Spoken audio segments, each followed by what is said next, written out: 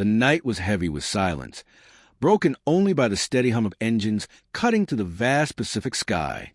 High above the ocean, a lone silver plane pushed forward, carrying a woman whose courage had already captured the hearts of the world. The date was July 2nd, 1937. Amelia Earhart, the fearless aviator who had dared to dream bigger than anyone thought possible, was flying into history and into mystery. Her voice echoed faintly over the radio, uncertain, searching, fading into static. Then, suddenly, nothing, a silence that has lasted for decades. What really happened to Amelia Earhart on that fateful day? Did she crash into the endless blue waters of the Pacific? Did she find herself stranded on some deserted island, waiting for rescue that never came? Or is the truth hidden in whispers of secret missions and untold stories? Tonight, we will journey through her life, her dreams, her final flight, and the chilling mystery that still lingers over the ocean's horizon. But before we begin this unforgettable story, I want to ask you to take a moment to subscribe to this channel. By subscribing, you'll join us on more incredible journeys through history's greatest mysteries, untold stories, and timeless legends. Your support allows us to bring you these powerful narratives that make the past come alive. So, hit that subscribe button, and let's step into the skies with Amelia Earhart. Amelia was not just a pilot. She was a dreamer, a pioneer, and a woman who dared to fly when the world told her she could not. Born in 1897 in Atchison, Kansas, Amelia grew up in a time when girls were expected to be quiet, gentle, and bound by rules. But Amelia was different. From a young age, she carried an adventurous spirit. She loved climbing trees, racing sleds, and exploring the world around her with fearless curiosity. People often said she didn't quite fit into the box society had built for women of her time, and she was proud of that. Her first encounter with airplanes didn't immediately sweep her away. In fact, as a little girl, when she saw one at a state fair, she thought it was nothing but a thing of rust and wires. Yet, life has a way of calling us back to our true destiny. Years later, standing on an airfield, she watched a small plane take off and soar into the sky, and something inside her shifted. In that moment, Amelia Earhart knew she belonged in the sky. Learning to fly was not easy. Flying lessons were expensive, and Amelia did not come from wealth. She worked odd jobs as a nurse, a teacher, even a social worker, saving every dollar she could. When she finally scraped together enough to pay for lessons, she met her instructor, Anita Snook, one of the very few women pilots of time. Amelia arrived in worn-out clothes, with determination shining brighter than any uniform. She learned quickly, and within a matter of months, the cockpit became her second home. Soon, she bought her very first plane, a yellow biplane she lovingly named the Canary. But Amelia was not simply chasing personal dreams. She carried a vision bigger than herself. At a time when women were told that the skies belonged to men, Amelia dared to prove that women, too, could conquer the air. She broke records, climbing higher, flying further, and pushing past the barriers society had drawn for her gender. She became the first woman to fly solo across the Atlantic Ocean in 1932, braving icy winds, storms, and exhaustion. When she landed in Ireland after hours of struggle, she became a global icon overnight. Newspapers hailed her as Queen of the Air, but Amelia never saw herself as royalty. She saw herself as a messenger, proving to women everywhere that they were capable of anything. Her fame grew, but with it came challenges. She battled doubts, criticism, and the heavy pressure of being a symbol. Yet, Amelia's courage never wavered. She once said, "The most difficult thing is a decision to act. The rest is merely tenacity." And act she did. Each flight became a new message of possibility. By 1937, Amelia set her sights on her most daring goal yet, to circle the globe by air. Not just a record for women, but a record for humanity. The journey would stretch across continents and oceans, testing the limits of both machine and pilot.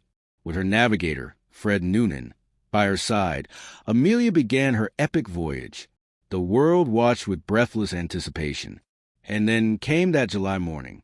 The Electra aircraft lifted off from New Guinea, heading for Howland Island, a tiny speck in the middle of the Pacific Ocean.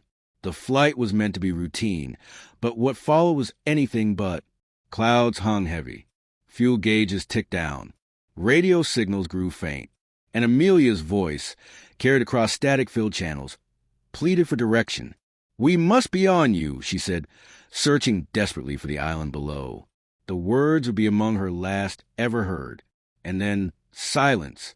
Amelia Earhart, Fred Noonan, and the plane vanished into great unknown. No wreckage, no survivors. Just questions that would echo through time, questions we are still asking today. The world waited anxiously for Amelia's safe arrival at Howland Island. It was supposed to be just another stop in her grand journey around the globe. The U.S. Coast Guard ship Itasca stood by the island, its crew scanning the horizon, listening carefully to every flicker sound from their radios. Hours passed. Amelia's voice broke through again, faint, strained, but determined. "We are on the line 157 to 337. We are running north and south." Those words would become the last confirmed message from her. The crew on the Itasca looked out into the sky and saw nothing. The radio operator tried frantically to reply, but Amelia could not hear him. Something was wrong. Her plane was somewhere close, but invisible, like a ghost moving through the clouds. The Itasca even lit smoke signals into the sky, hoping she could see them. But Amelia never appeared. Panic spread. The greatest female aviator of the century was missing, swallowed by the vast Pacific Ocean. The U.S. Navy launched the largest search operation of its time. Ships and planes combed more than 250,000 square miles of ocean, scanning every ripple, every wave, every island. But they found nothing.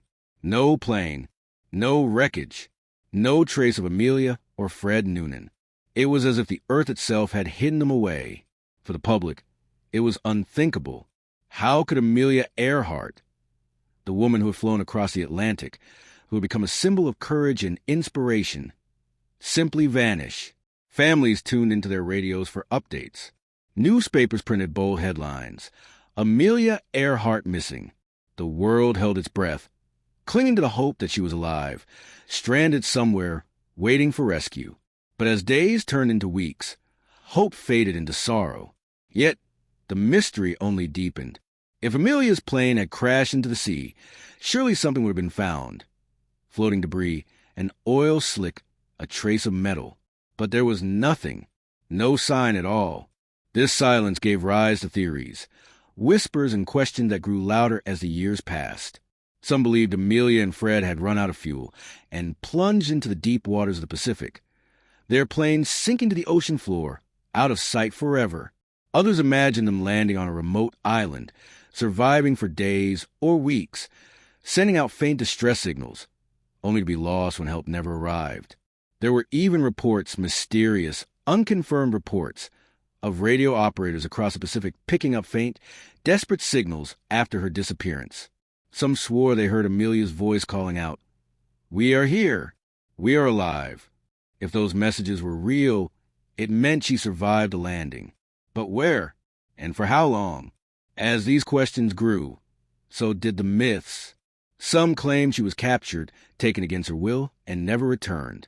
Others suggested she lived under a new name, hidden away from the world. These theories were wild, yet they held on to the same truth. Amelia Earhart's disappearance was no ordinary loss. It was a mystery so profound it refused to fade. But before we dive deeper into those theories, let us pause to understand why Amelia's disappearance mattered so much. She was not simply a pilot lost at sea. She was a symbol of possibility. She was proof that the sky had no gender. Her flights inspired millions, especially women, to break free of the cages society had placed around them. Her life was not just about airplanes. It was about courage, vision, and the belief that no dream was too high. And that is why her disappearance struck such a heavy blow. It wasn't just Amelia that vanished in 1937. It was the dreams of a world that had come to see her as a light. That light had gone dark, and in its place was a question mark that still lingers almost a century later. The official search lasted for more than 2 weeks, a monumental effort of ships, planes, and men. It cost millions of dollars, but it ended with nothing. On July 19, 1937. The government officially declared the search over. Amelia Earhart and Fred Noonan were presumed lost at sea, but for many, that answer was not enough. It never has been. Her husband, George Putnam, refused to give up hope at first. He believed in Amelia's strength, in her ability to survive. He held on to every rumor, every supposed radio call, every shred of possibility. But as the years passed, even he had to face the painful truth. She was gone. In 1939, Amelia Earhart was legally declared dead, but death did not silence her. In many ways, Amelia became even larger in her absence than she had been in her life. Statues rose in her honor. Schools and scholarships carried her name. Young girls looked up at the skies and said, "If Amelia could dream it, so can I." Her mystery became her immortality. Yet, the question remained, what really happened in 1937? Was she lost to the sea forever? Did she find herself stranded on some forgotten island? Her final days marked by waiting, hoping, watching the horizon for help that never came? Or was her fate something far stranger, hidden in the pages of history we may never fully read? Theories multiplied as the decades passed, some rooted in evidence, others in speculation, and some in imagination. But all of them were born from the same desire: the world's refusal to let Amelia Earhart simply disappear without an answer.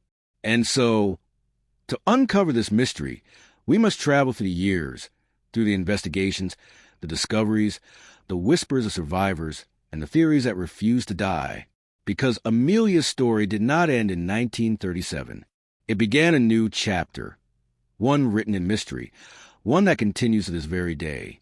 The mystery of Amelia Earhart's disappearance did not end with the official search in 1937.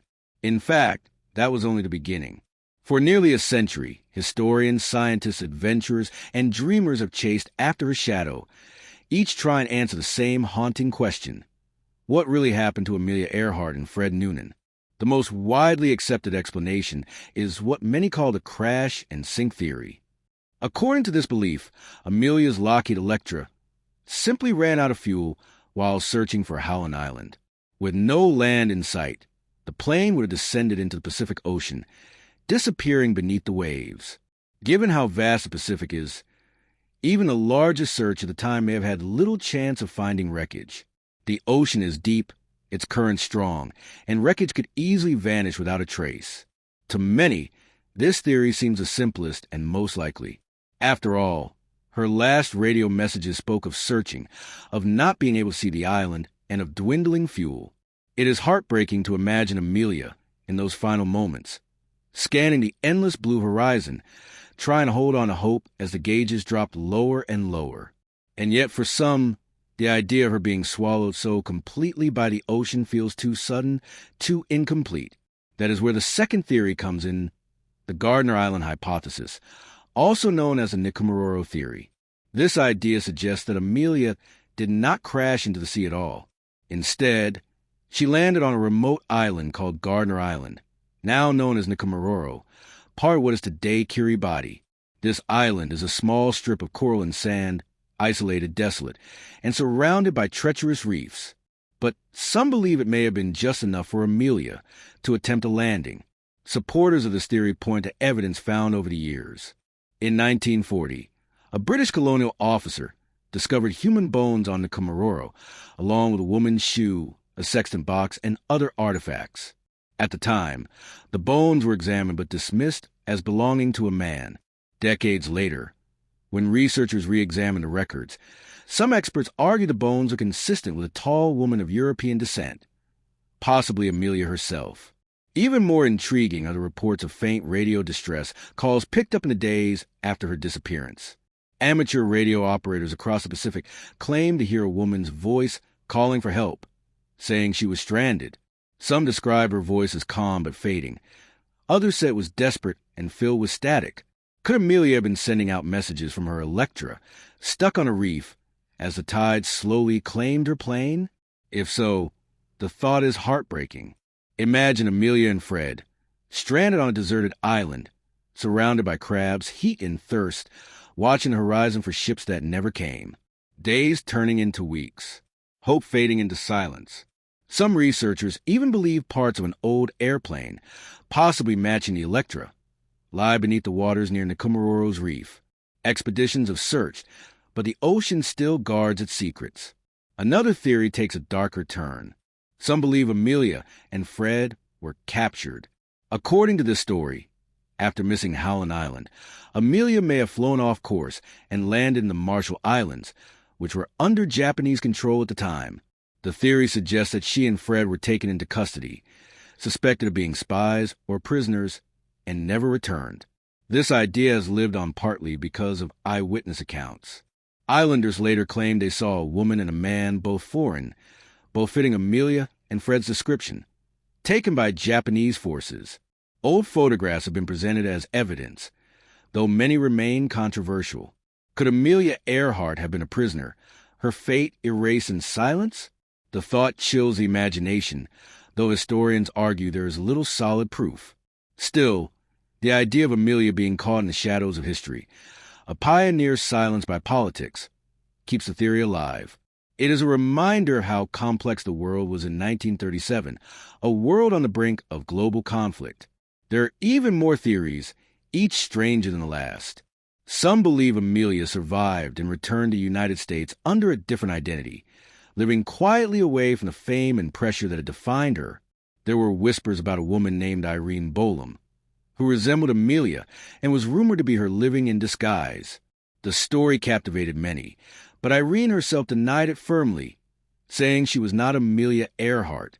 Still, the whispers continued, because people did not want to let go of their hero so easily. Others claim Amelia may have been on a secret mission for the U.S. government, gathering intelligence in the Pacific under the cover of her flight. If true, her disappearance might have been more than an accident. It could have been a classified event, hidden away by governments. But again, the evidence is thin, and the theory reads more like a spy novel than history. And yet, that is the power of Amelia's mystery. It refuses to be locked into one explanation.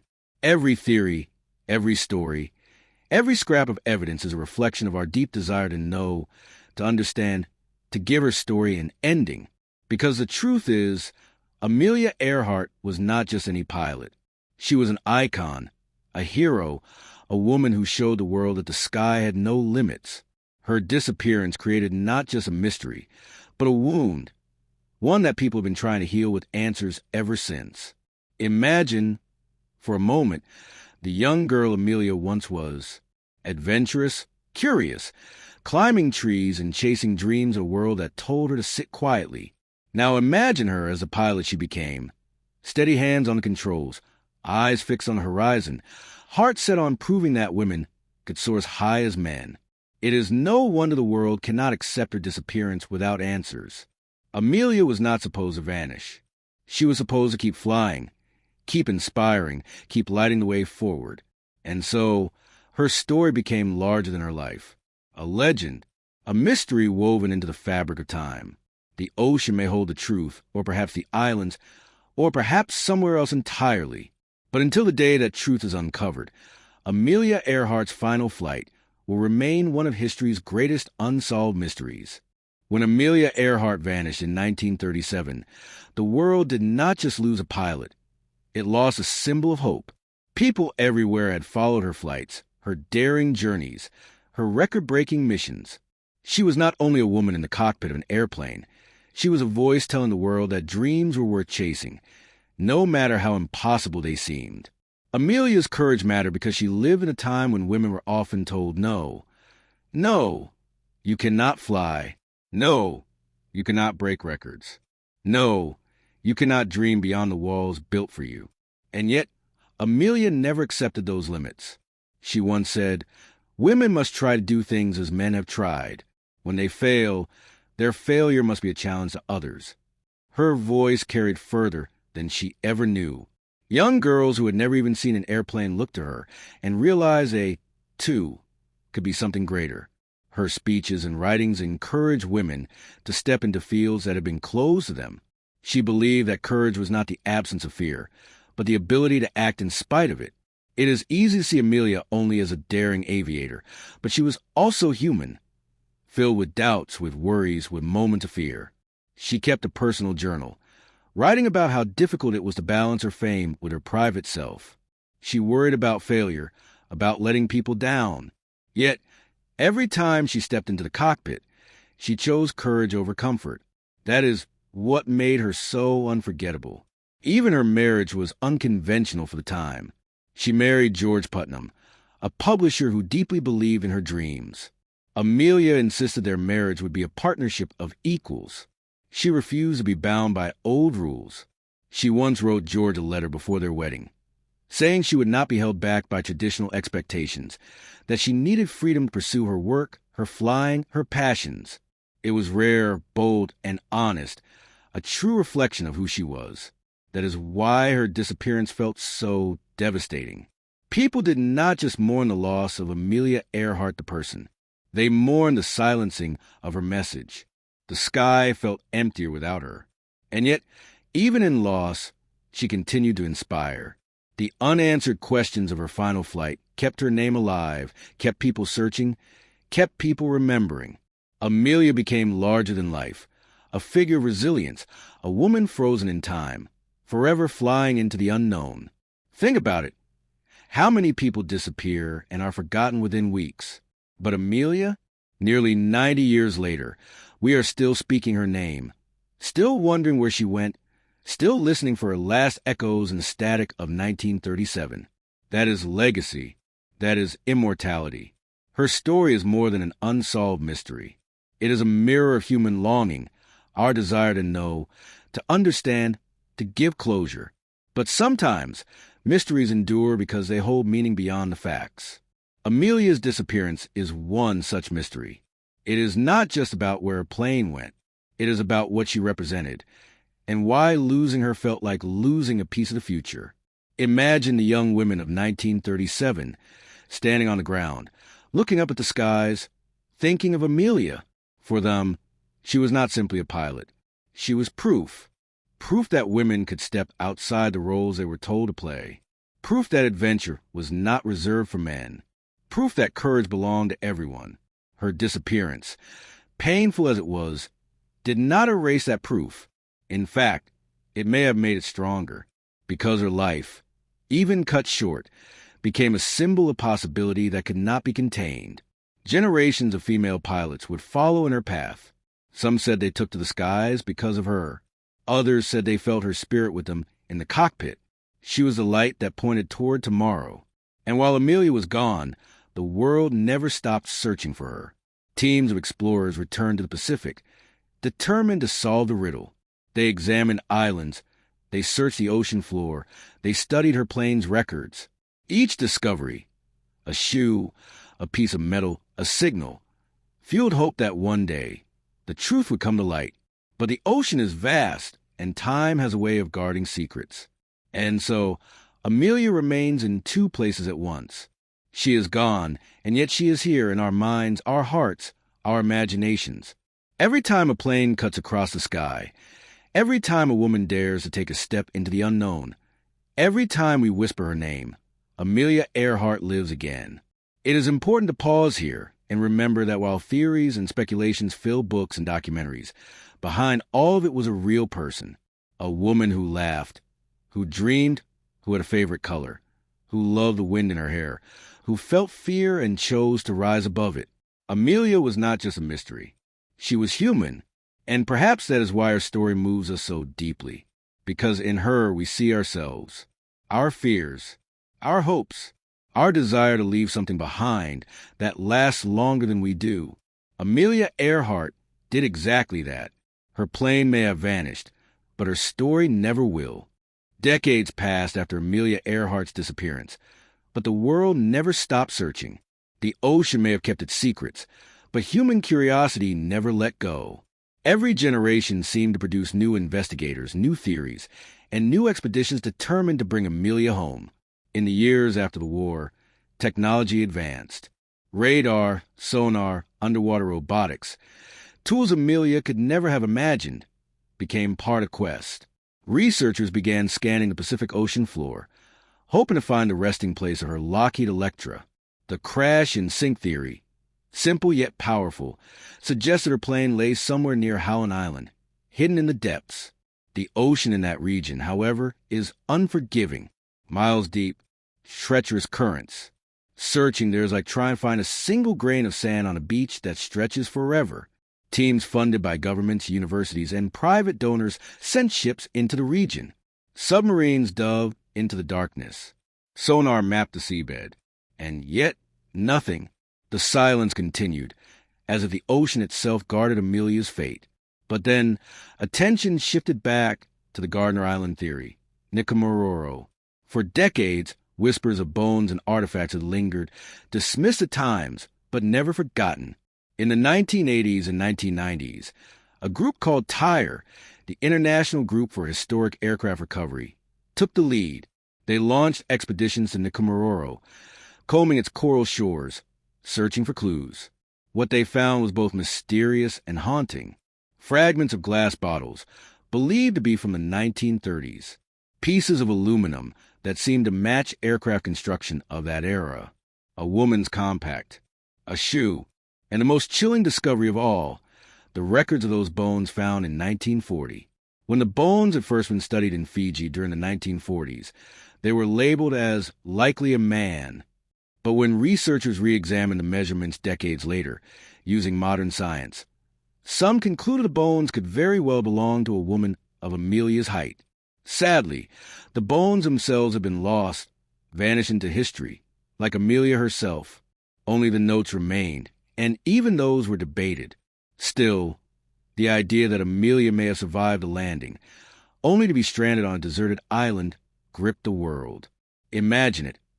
Amelia Earhart, the most famous woman in aviation, alone on a strip of coral in the middle of the Pacific, watching waves crash against the reef, listening for the sound of engines that never came, sending out radio calls that faded into static, and waiting for rescue that never arrived.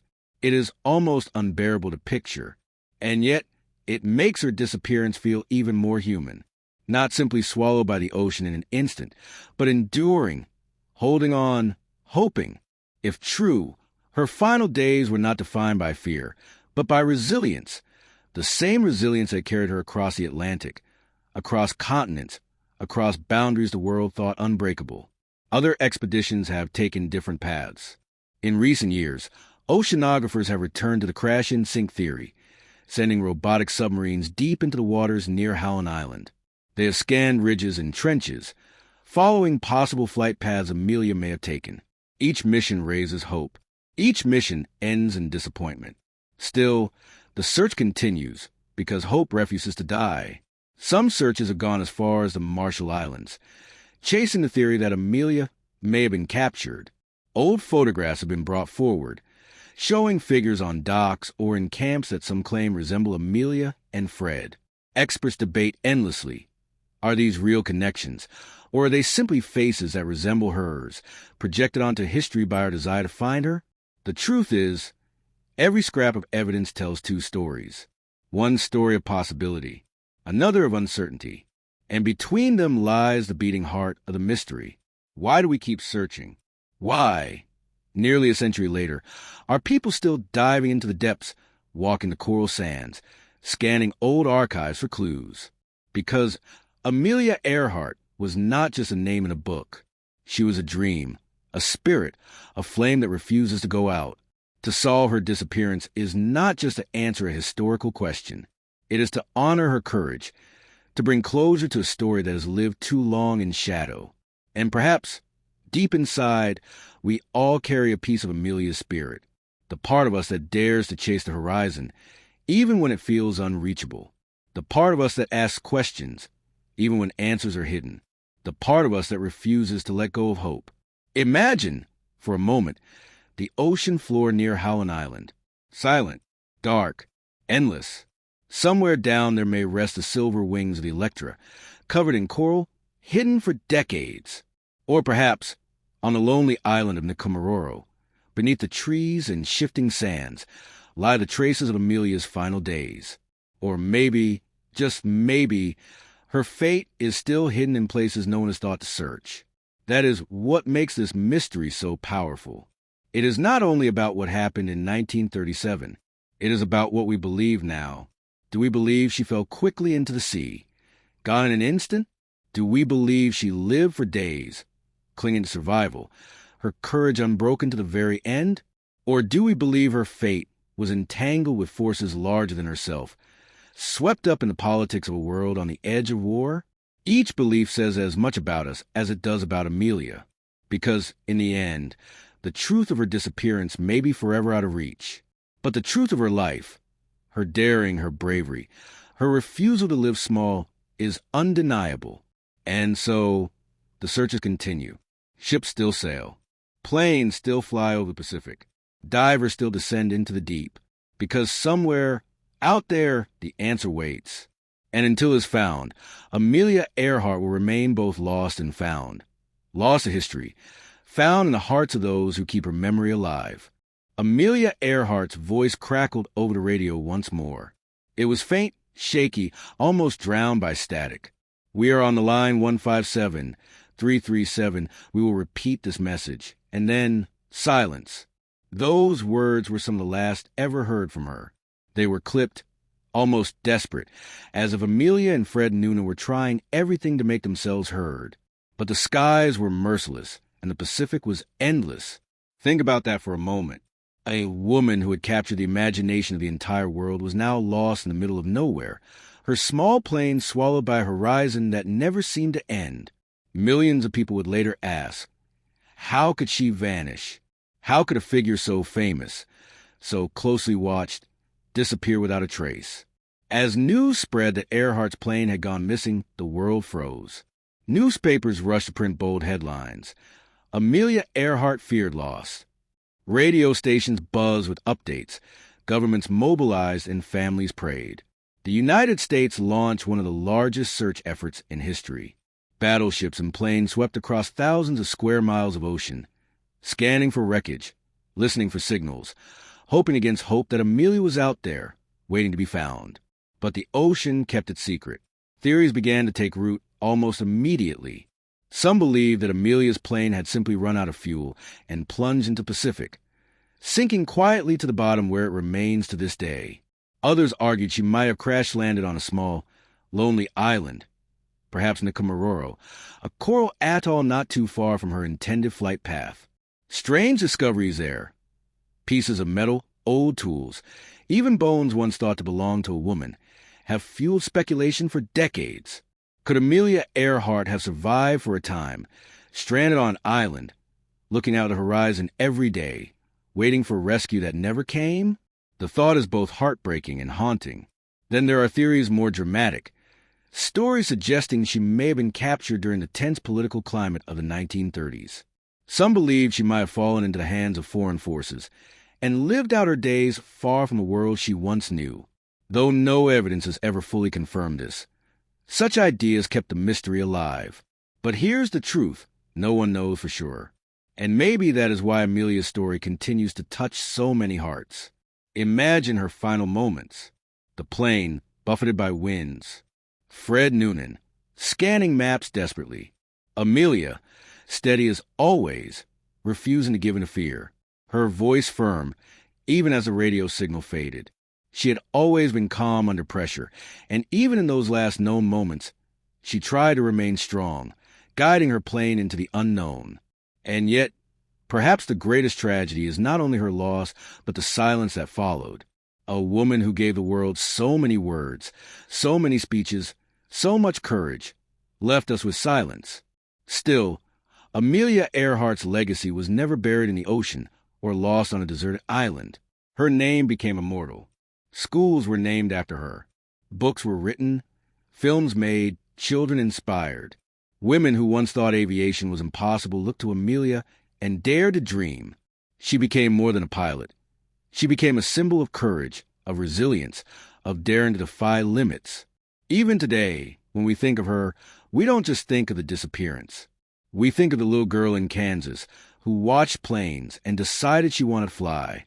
We think of the young woman who, in leather goggles and a bomber jacket, soared across skies where women were told they didn't belong. We think of the determined adventurer who circled the globe, not for glory, but to prove what was possible. Her story is not just about what happened in 1937. It's about the timeless lesson that courage means facing the unknown, even if the outcome is uncertain. So as we remember Amelia Earhart, let's not only ask what happened to her, but also what she gave to us. A reminder that dreams are worth chasing, that the sky is not a limit, but an open door, and that sometimes, even when answers are lost, the spirit of a person can shine brighter than any mystery. Thank you for joining me on this journey through Amelia Earhart's life and her final, unforgettable flight. If you felt moved by her story, if you were captivated by her courage, make sure you subscribe to this channel. We'll continue to bring you stories of history's most fascinating mysteries, stories that inspire, and stories that remind us of the incredible strength of the human spirit. Because like Amelia, we are all searching for horizons,